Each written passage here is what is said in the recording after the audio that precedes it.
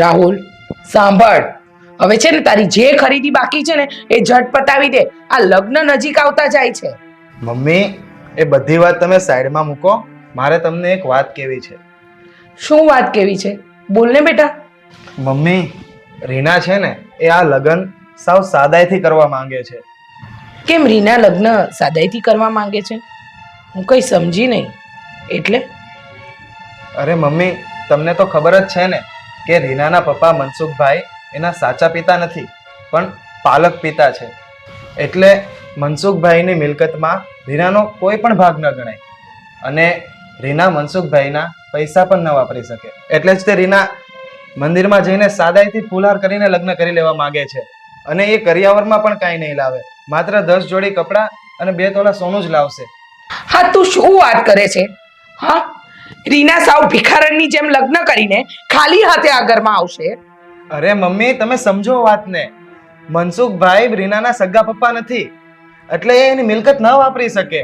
પણ મેં તો રીનાને સુખી ઘરની છોકરી જાણીને તારી સગાઈ રીના સાથે કરાવી હતી. મમ્મી, આ ઘરમાં આપણે પરણીને છોકરી લાવવાની છે, પૈસા નહીં. જરૂરી છે બેટા, બંને જરૂરી છે. વહુ પરણીને આવે ને એટલે ઘરમાં કરિયાવર તો આવવો જ જોઈએ. ખાલી હાથે વહુ ઘરમાં કેવી રીતે આવી શકે? અને લોકોને શું જવાબ આપીશું? એ લોકો મેણા ટોણા મારશે, કહેશે કે આ લોકોને સારા ઘરની છોકરી મળતી નહીં હતી એટલે ગરીબ ઘરની છોકરી ઉઠાવી લાવ્યા. મારાથી લોકોના મેણા ટોણા નહીં સંભળાય. હો અરે મમ્મી, લોકો ગયા તેલ લેવા. એ લોકોની ચિંતા આપણે શું કામ કરવાની? આપણે જે કરવું છે એ આપણે કરવાનું. પણ બેટા, આવું થોડી ચાલે. રીના સાવ ખાલી હાથે આ ઘરમાં આવે એ ક્યારે ચાલે? મને કે ને, મને સમજાવ. એવું ક્યારેય ન ચાલે. બધું ચાલે મમ્મી. આપણી ઘરે વહુ આવે ને એ આપણા માટે મહત્વનું છે, કરિયાવર આવે એ મહત્વનું નથી. મમ્મી, જે થાય ને એ થવા દેજો. મહેરબાની કરીને એક શબ્દ નહીં બોલતા અને બોલીને છે ને વાત નહીં બગાડતા.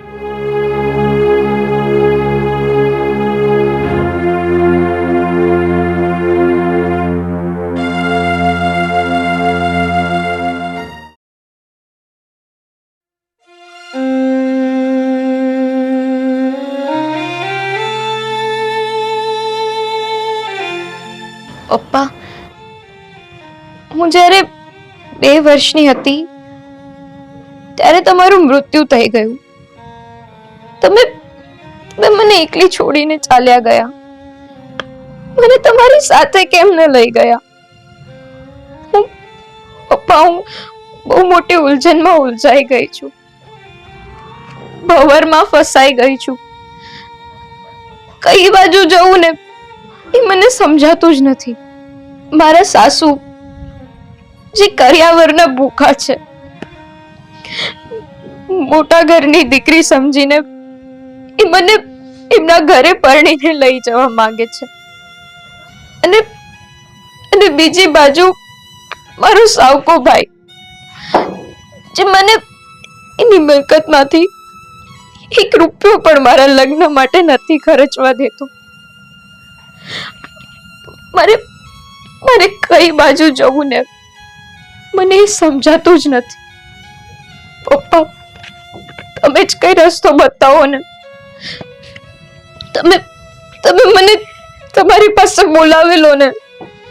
મારે નથી જીવવું.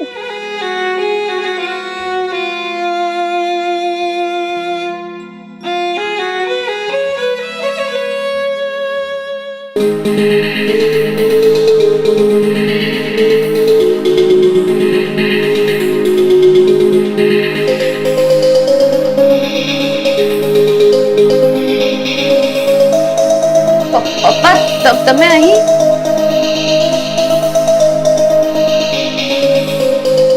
બેટા, આ ઘરમાં આટલું બધું થઈ રહ્યું છે છતાં તે મને વાત ન કરી. આ રવિ તને ઇમોશનલ ટોર્ચર કરે છે છતાં પણ તે મને કાંઈ ન કીધું. નહીં પપ્પા, એવી કોઈ વાત નથી. રવિ તો મને ખૂબ જ પ્રેમ કરે છે. એ તો મને ખૂબ જ પ્રેમથી રાખે છે. કેટલું ખોટું બોલીશ તું. ક્યાં સુધી તું તારી આમને આમ પીડાને સંતાડીશ? આ આટલું થઈ રહ્યું છે છતાં પણ તું ખોટું બોલે છે બેટા.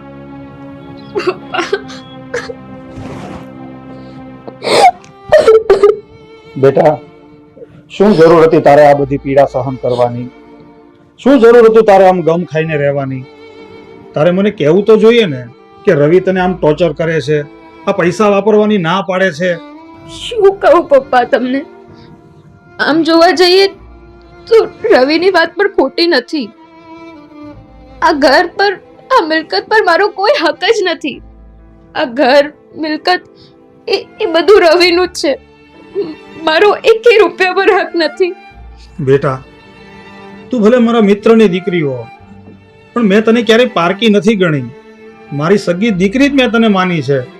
પણ પપ્પા, રવિ તો મને કંઈ જ નથી સમજતો. એ તો મને પારકી જ સમજે છે. એટલે પપ્પા, મારે કંઈ જ નથી જોઈતું. તમે મને બસ 10 જોડી કપડાં ને એક આશીર્વાદ આપી દો ને, એટલે હું સાસરે ચાલી જઈશ. પપ્પા, તમે આમ રડશો નહીં. હું તમને રડતા નથી જોઈ શકતી.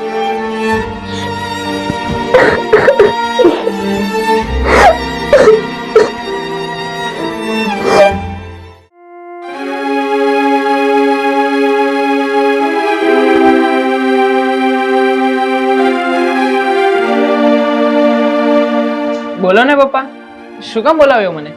આ રીનાએ ધામધૂમથી લગ્ન કરવાની, આ રિસેપ્શનની અને આ કરિયાવરની બધી ના કેમ પાડીને, એ વાતની મને ખબર પડી ગઈ છે.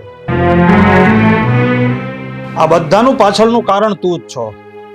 તું જ રીનાને ધમકાવે છે ને, તું જ રીનાને ઇમોશનલ ટોર્ચર કરે છે ને કે તારે 1 રૂપિયો નહીં વાપરવાનો. હા, તો એમાં ખોટું શું કર્યું છે? આ ઘરની માલ મિલકત ઉપર ફક્ત મારો જ હક છે પપ્પા, રીનાનો નહીં. અરે મૂર્ખ્યા, આ રીના નાનપણથી લઈને અત્યાર સુધી આપણી ભેગી રહીને મોટી થઈ છે. એ કોઈ પારકી નથી, મારી દીકરી જ છે. પપ્પા, રીના પારકી હતી છે અને રહેશે જ. એ મારી માં જણી બેન નથી કે તમે એની પાછળ આ રીતે રૂપિયા ખર્ચો. તમે એને 10 જોડી કપડા, 2 તોલા સોનું, આ બધું આપો છો ને, એ પણ મને ગમતી વાત નથી. છતાં પણ હું તમને આપવા દઉં છું ને. રીના ભલે પારકી રહી, પણ છતાં આ ઘરની દીકરી છે. અને જો તો દીકરીના નિહાકા લેશ ને તો તારું પતન થઈ જાહે. ભલે ને મારું જે થવું હોય થાય પપ્પા, મને એ વાતની કોઈ જ પરવા નથી. પણ હું મારા રૂપિયા એ પારકી છોકરીની પાછળ તો નહીં જ વેડફવા દઉં.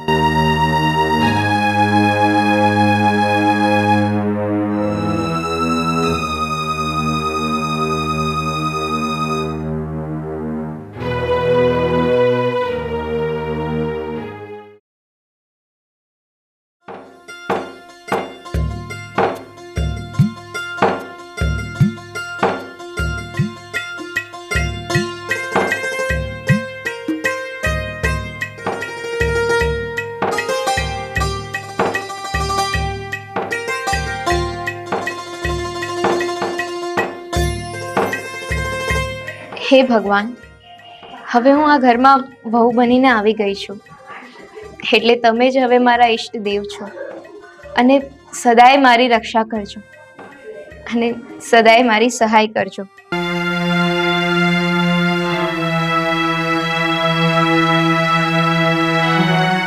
હે ભગવાન, આ ભૂખડી બારસની મદદ કરજો.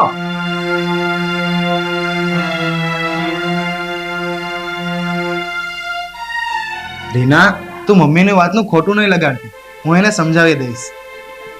રાહુલ, તમે ચિંતા નહીં કરો. મને મમ્મીની વાતનું ખોટું નહીં લાગે. મને તો આ બધું સહન કરવાની આદત જ છે. રીના, તું એ બધું છોડ. ચાલ આપણે.